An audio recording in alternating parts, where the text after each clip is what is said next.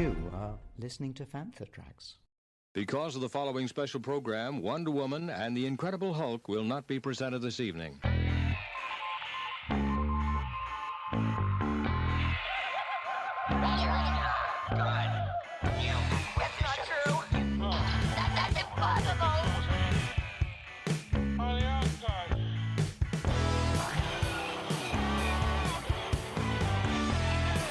It's time to get all your Star Wars news in a single file.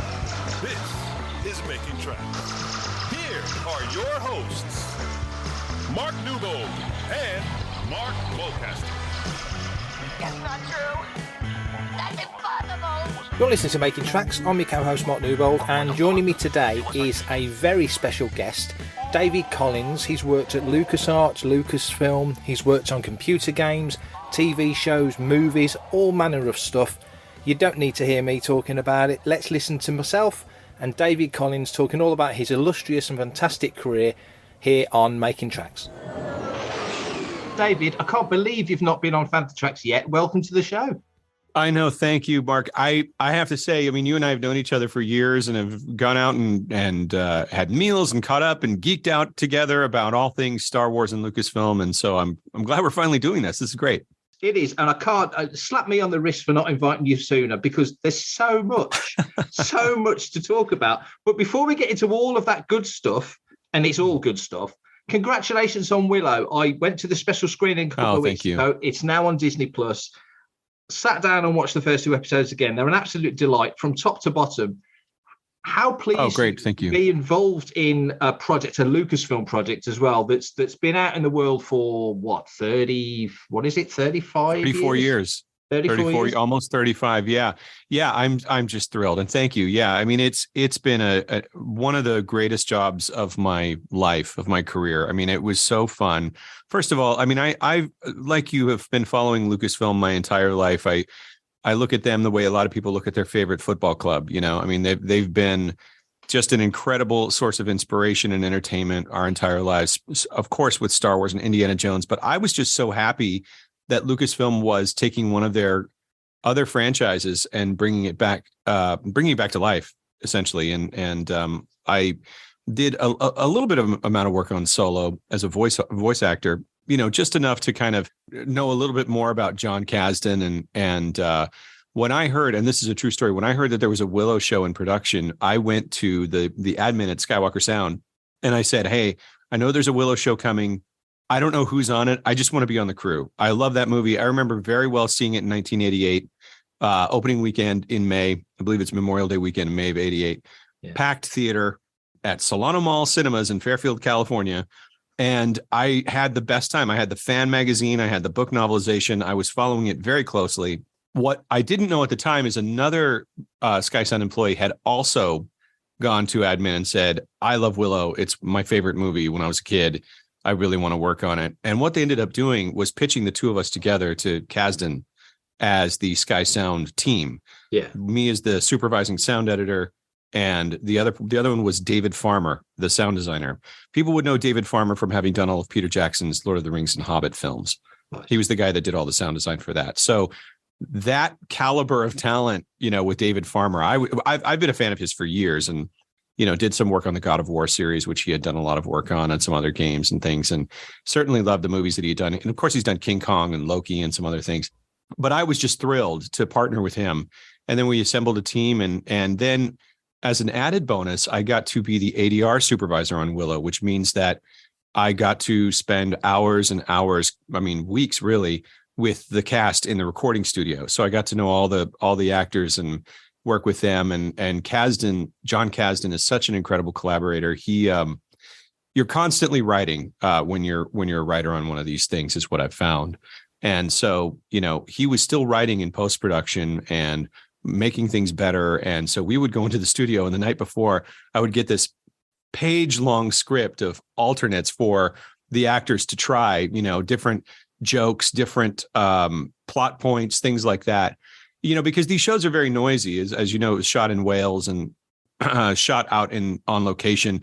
There are wind machines and rain machines and armor and horses and fighting and all kinds of noise going on. And the dialogue is so quick And there are so many people on screen that there was just a ton of ADR. So that's what I did all summer. I was in with the actors, and he was very trusting and very collaborative with me, allowing me to work with his actors, and many of which we recorded in the UK. That was just a dream come true. So I'm very proud of it, and I'm just thrilled that it's back into the world. And, the first 2 episodes are out as of the time we're recording this, but I mean, I'm so impatient for people to see and hear everything that we've done that's coming. These are, I mean, in terms of character, these are like the Tosche Station episodes. This is where the characters begin, and I love these episodes, but I can't wait for people to experience kind of where it goes throughout the first season. And I'm just thrilled to be a part of it. And of course, it's very meaningful to me as a Lucasfilm and Willow fan.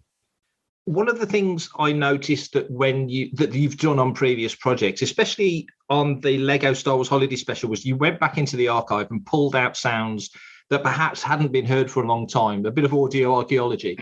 With Willow, which is a whole soundscape for Lucasfilm that people aren't as familiar with as they are with Star Wars, was that important to go back to a lot of the original sounds, get that tonal consistency and try and make it fit as much as it did into that world?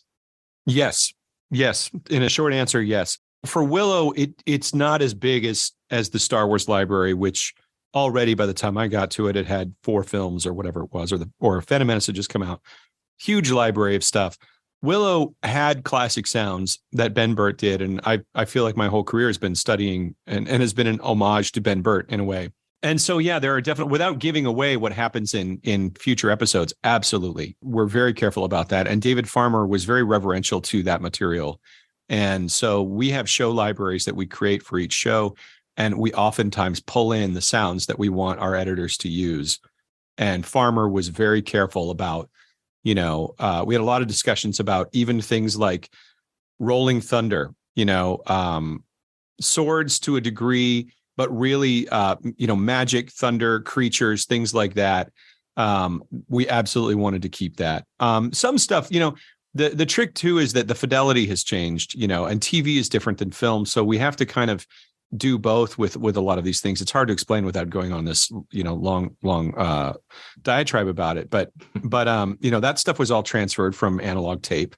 And one of the nice things too is that one of the original sound effects editors from Willow 1988, we actually got her to come back and cut on this. And her name is Terry Ecton. And she was one of the sound effects editors with Ben Burtt on the original. And I asked her, I said, because she's still cutting. I mean, she's cutting on Marvel and all kinds of stuff. And I said, would you come back and edit on Willow? And she said, sure. So, it's kind of like her returning back to those sounds a bit. And that was really fun. So we tried it in every way, big and small, to make it consistent with the original. In your career, obviously, you worked on games, many, many, many games. And fans of Lucasfilm in the 80s will know that the gaming aspect of Star Wars and Lucasfilm was so important. And it just struck me that recently we had Return to Monkey Island come out, which just, I think, picked up a Golden Gear Stick Award, if I remember, or Golden Joystick Award. Yeah, Golden Joystick, yeah. Yeah, and of course, that's a LucasArts game from way back in the day, which you worked on. Was it one of the earliest Monkey Island games? My first video game ever, right out of after I left, I was an intern at Skywalker Sound and started at LucasArts in 2000. And my first game was Escape from Monkey Island, which was the fourth one. And then about almost 10 years later, we did the Secret of Monkey Island and Monkey Island 2 LeChuck's Revenge special editions, which I was lucky enough to help cast. And I voice directed those and did some voice acting in them as well. And I got to play drums, because Jesse Harlan and I think Wilbert Roger, my colleagues were basically updating all of that wonderful music that Michael Land and Pete McConnell and Clint Bajakian had written. And so we were, actually taking the MIDI and using as many real instruments as possible in the studio. Yeah. So I got to play on that. But yeah, that was kind of my history with Monkey Island. I was always a fan. Curse of Monkey Island was the first one I played. And then I had to go back and play Monkey Island 1 and 2. But we were talking before we started recording that my first adventure game experience was the Full Throttle demo.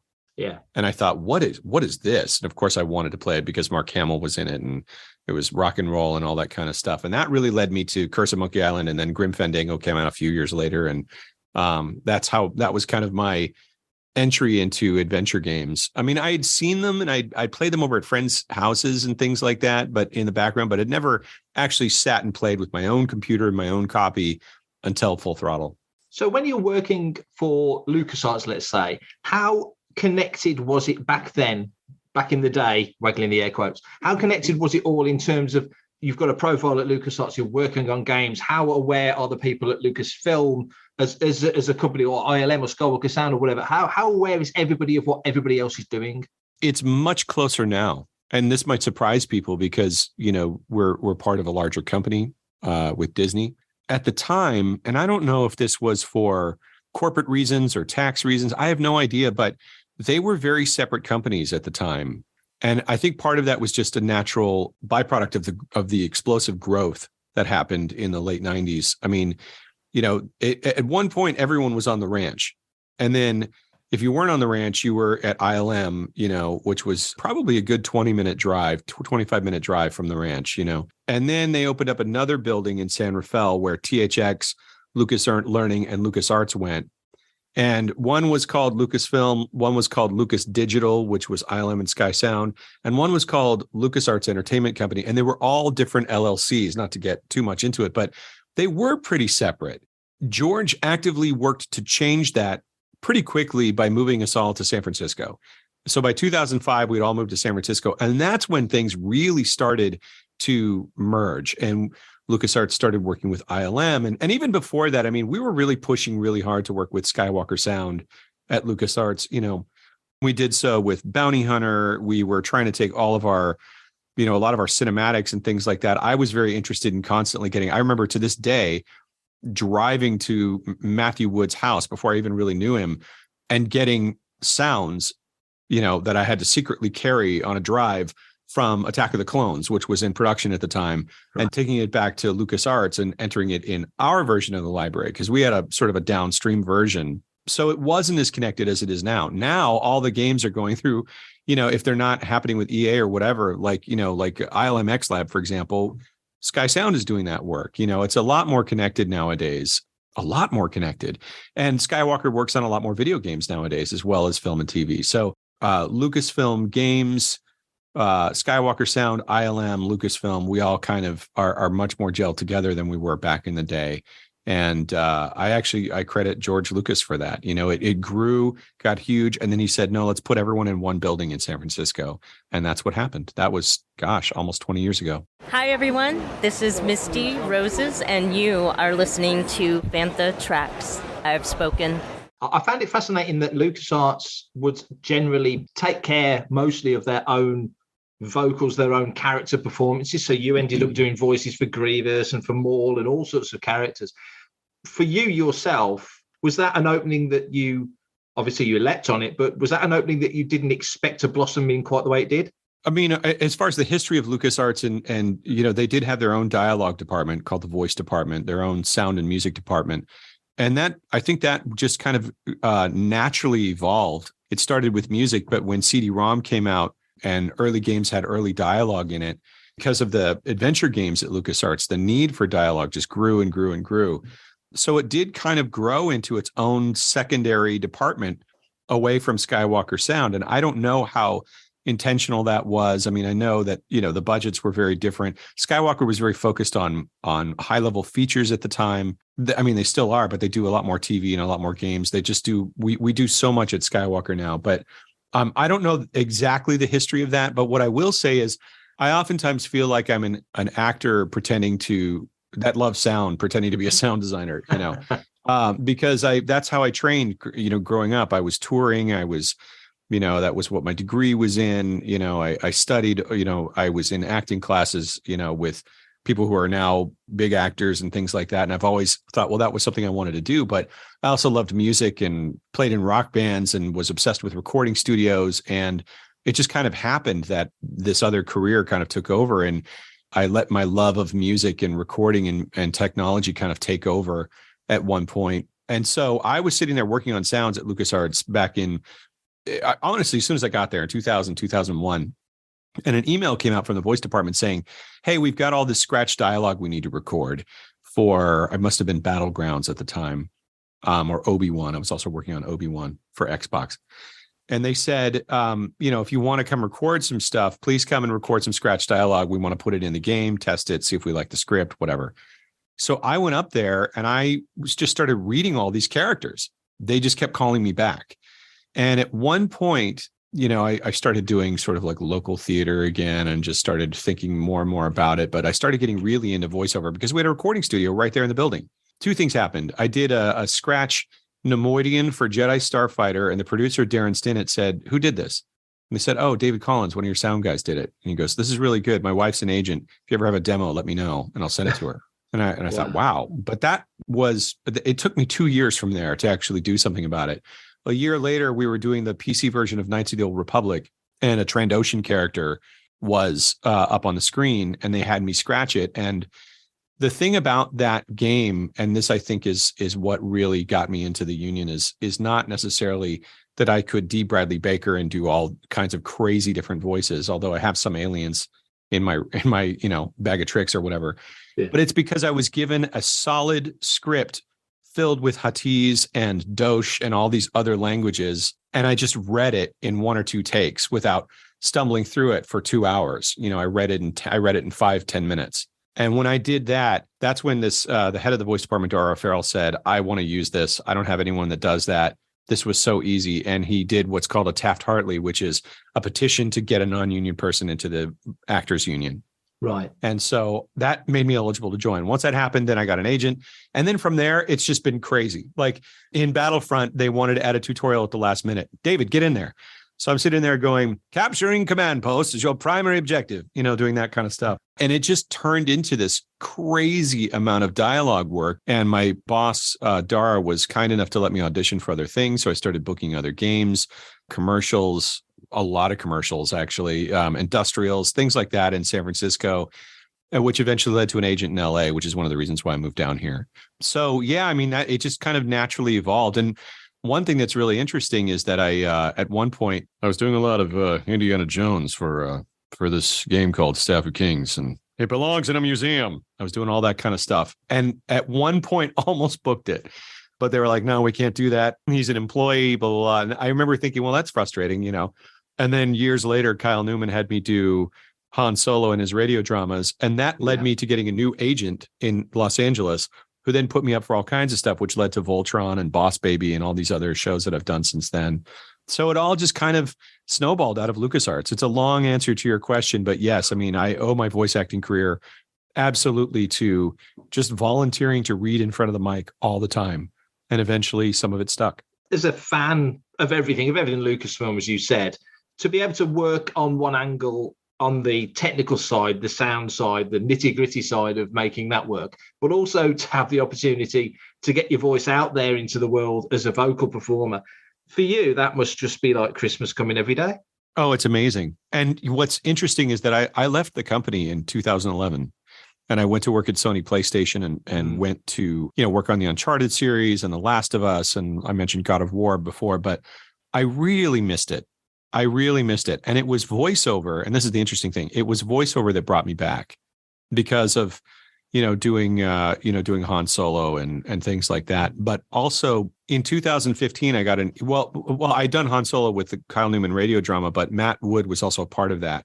Yeah. And we just got to know each other organically more and more through Star Wars Celebration and my work as a host. And in 2015, I got an email inviting me to come and do what's called Loop Group on The Force Awakens. It's kind of like, it feels like theater camp, honestly. You've got about 25 actors in a giant soundstage, microphones everywhere, and you record all the crowds and all the kind of tertiary performances that are needed to fill out the background. But sometimes that includes little lines here and there. They cast certain amounts of characters, but then they have all these background characters that have 1 or 2 lines, just like "she'll die before she tells you anything," that kind of stuff. It's, those kind of voice actors that pick up those kind of parts. So as a result, I got to go in and do all this stuff on Force Awakens, including, "Sir, the droid was spotted heading west with a girl," like all that kind of stuff.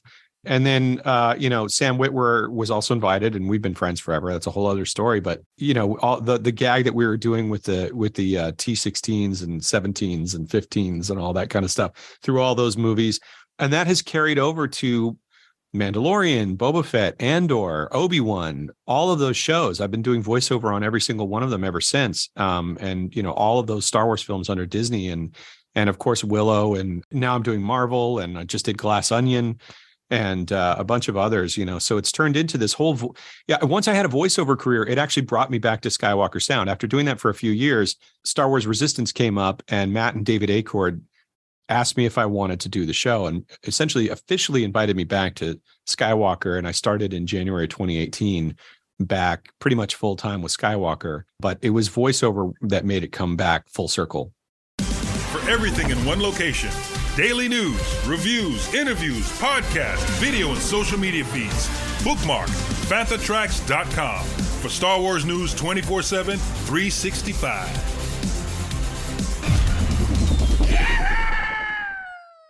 And when you came back, were you anticipating that with the arrival of Disney Plus and the expansion of just everything, that you, in both formats, really, both things that you do for Lucasfilm, would be quite so busy? Because it does seem to be just go all the time, which must be fantastic.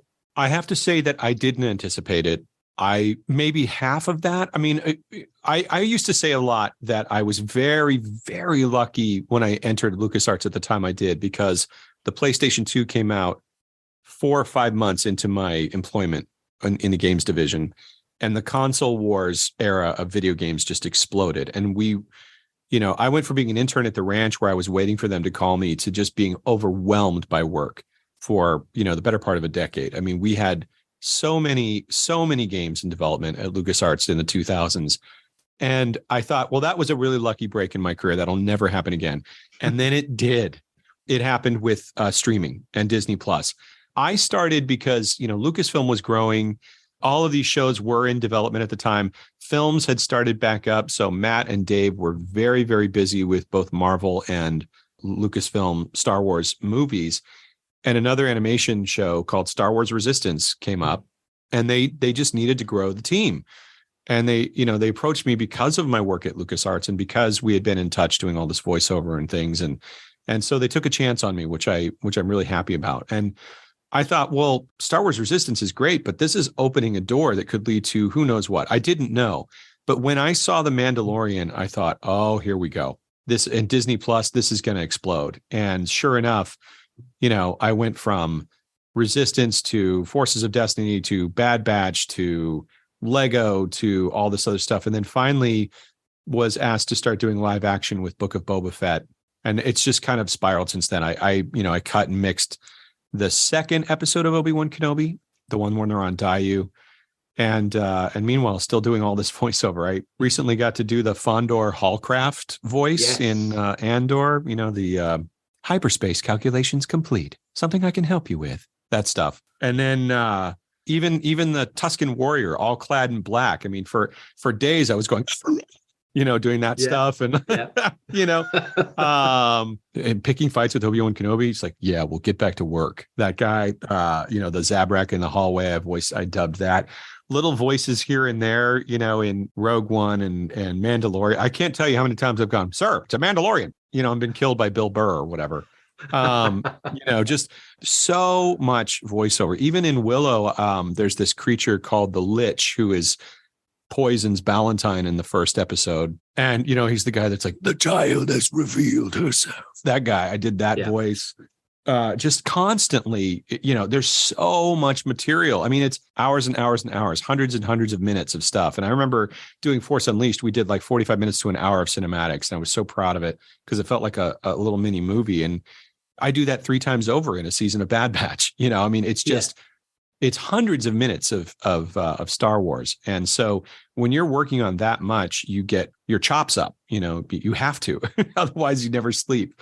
And so, it's a huge dream come true, but it is because of the explosion of Disney Plus and streaming and Kathy Kennedy being really true to her word when she took over Lucasfilm and said, we're going to make movies, we're going to make TV, we're going to really surprise and delight, with, I'm putting words in her mouth, but the way that I took it is, we're really going to get back to making really cool stuff. And that's exactly what's happened. Even the video games, what's great is a college friend of mine is now the voice supervisor at Respawn, making Jedi Fallen Order and Jedi Survivor, the new one that's coming out whenever it's coming out. And getting to watch them do that stuff and getting to voice a Stormtrooper in that last game was really fun.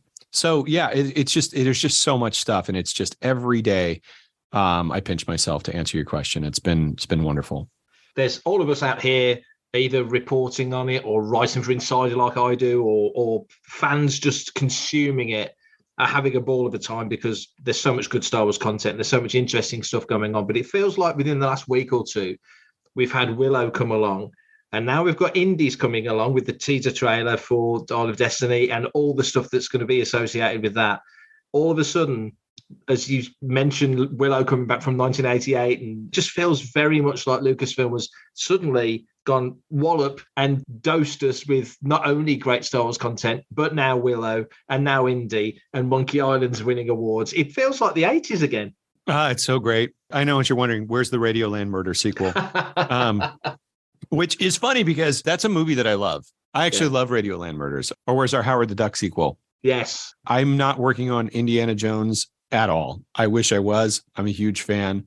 Did a lot of work in the video game space, but I mean, I saw that trailer and I just got goosebumps. And I love James Mangold, so I'm very, very excited about that. I don't know if we will get pulled into it towards the end. Maybe we will. That happens sometimes. I remember being very excited to see The Force Awakens like a fan, because the last time I'd seen a Star Wars movie without having it spoiled was The Phantom Menace. After that, every time I saw it in development. So I'm excited to see Indiana Jones going in cold, but that might change. I don't know if I'm lucky, but if not, I will be there opening night for sure. I cannot wait.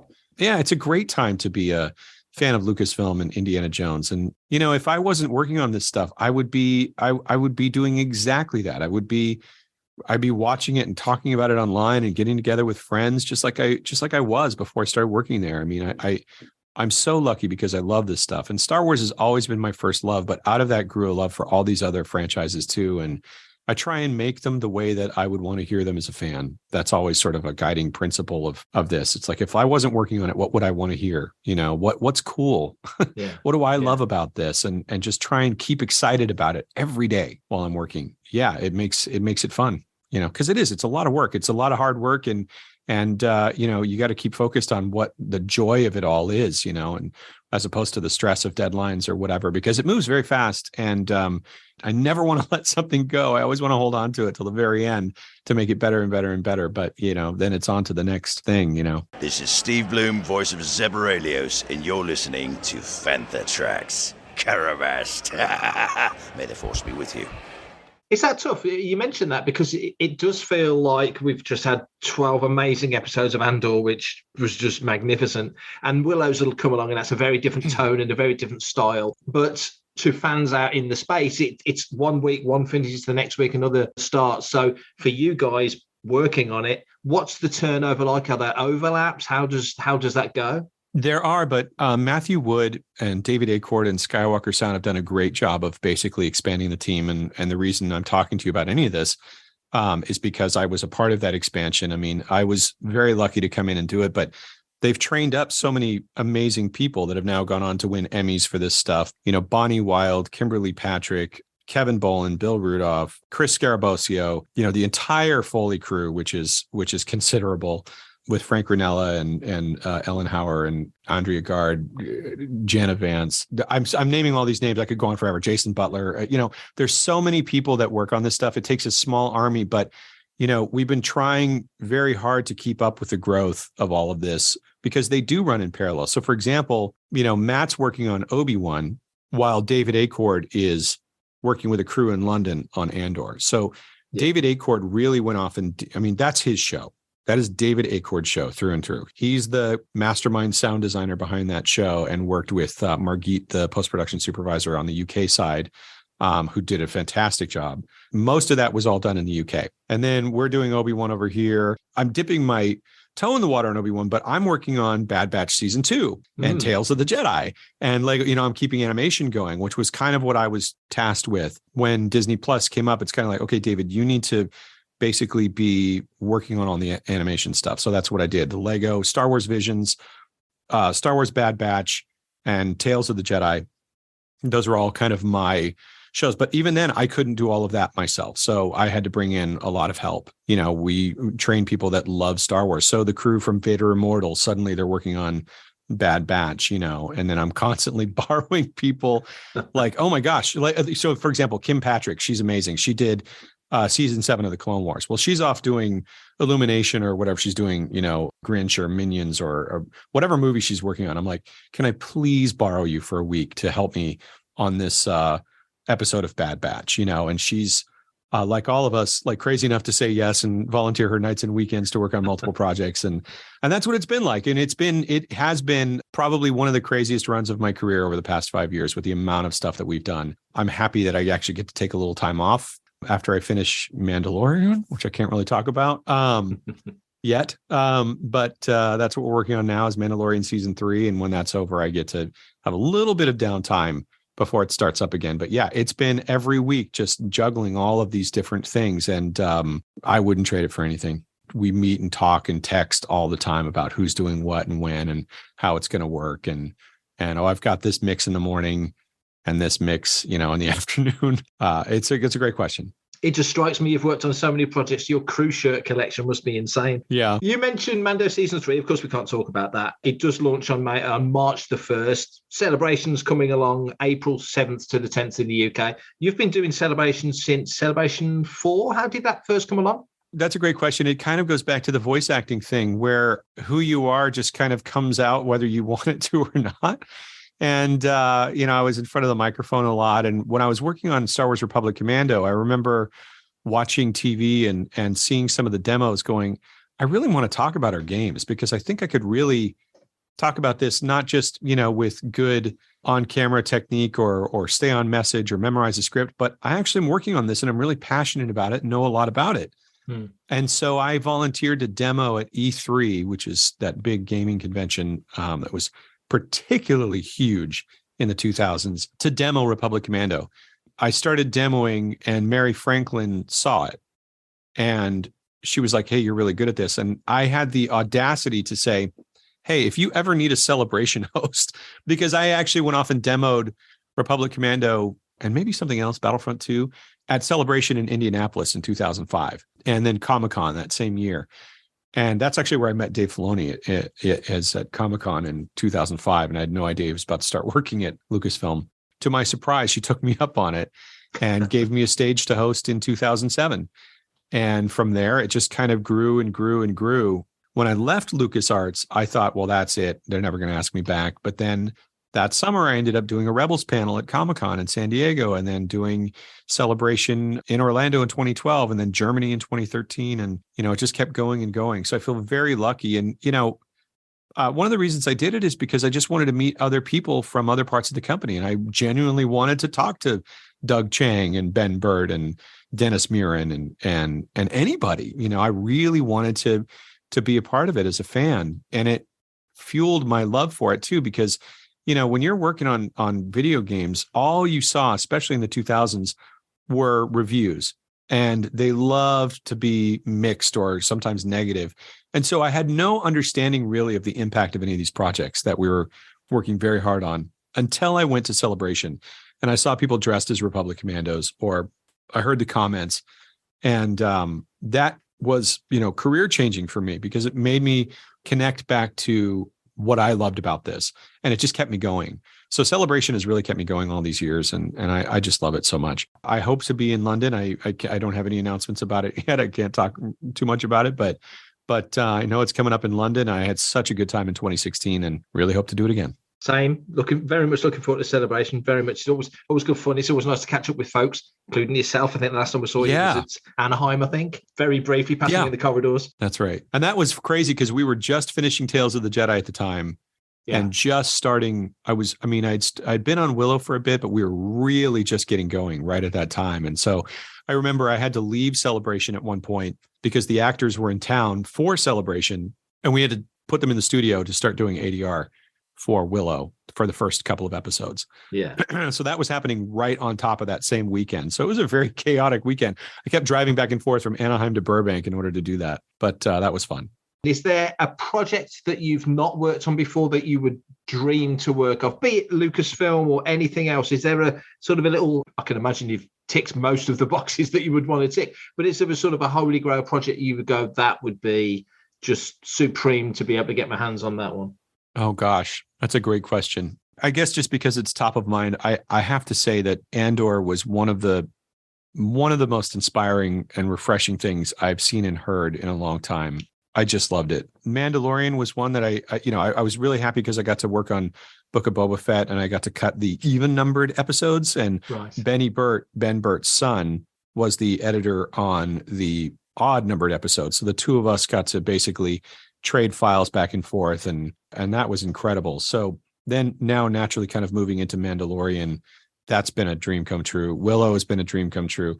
I would love to work on Indiana Jones someday. Other than that, I have these sort of odd interests. I do have interest in lots of different genres. Straight up action dramas. I like the horror genre in terms of sound or suspense maybe, or other types of science fiction. I'm so glad that I got to do a fantasy sword and sorcery movie because I'm a huge fan of Lord of the Rings. And a huge fan of that genre. In fact, Willow was my entry point into that genre because of my age. I'm a big fan of old films as well. I love Kurosawa. I have this dream sometime of getting to like open up Kagemusha and upmix it, into like Dolby Atmos or something like that, or some of these movies that I absolutely love. I'd love to, go in and remix an Atmos or something. But I also have this weird push-pull about that because I wouldn't ever want to change anything that I love about it.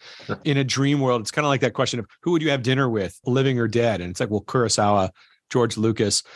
There was that roundtable when Bryce Dallas Howard said that she remembers being a little girl and Kurosawa and Lucas and Coppola and Howard were all having dinner together. Oh, and I just remember thinking, that is unbelievable to be a fly on the wall at a dinner like that. I would love to work directly with George Lucas sometime. I know he's retired, but I just, I got to interview him a couple of times and got to do that interview for the Clone Wars, a few years ago with Dave and George. And that was just always so inspiring.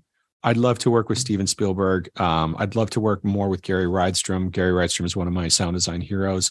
Of course, he just did The Fabelmans and, of course, West Side Story before that. But yeah, there's always dream projects, and it's always important to keep dreaming, and working with my heroes is part of that dream. And certainly I'm working on their franchises. So I'll just kind of keep going. And I'm just lucky to take whatever as it comes. And I'm lucky to be talking here with you today. So thank you for having me. Appreciate it. Wonderful. Thanks again. Thanks, Mark. Thanks for listening to Making Tracks. If you want to be a part of the action and stay updated on all the latest Star Wars news, visit fanthatracks.com or check out the free Fanthatracks app for the App Store to follow us on your mobile device. You can reach out to us and send in your listeners' questions by emailing radio@fanthatracks.com. Comment, like and share on any of our social media feeds at Fanthatracks, and be sure to subscribe, leave a review, preferably a 5-star one, on Amazon Music, Audible, Apple Podcasts, Google Podcasts, Spotify, or your podcatcher or smart speaker of choice. And as always, thanks to James Temple for composing the Fanthatracks intro, Adam O'Brien for our Making Tracks opening music, and Mark Daniel and Vanessa Marshall for our voiceovers. Remember, tune in to Good Morning Tatooine. It's live Sunday evenings at 9 o'clock UK, 4 p.m. Eastern, 1 p.m. Pacific on Facebook and YouTube. And check out our Fanthatracks Radio Friday night rotation every Friday night at 7 p.m. UK time for new episodes of The Phantom from Down Under, Planet Leia, Desert Planet Discs, Start Your Engines, Collecting Tracks, Cannon Fodder, and special episodes of Making Tracks. And that's me done for this episode.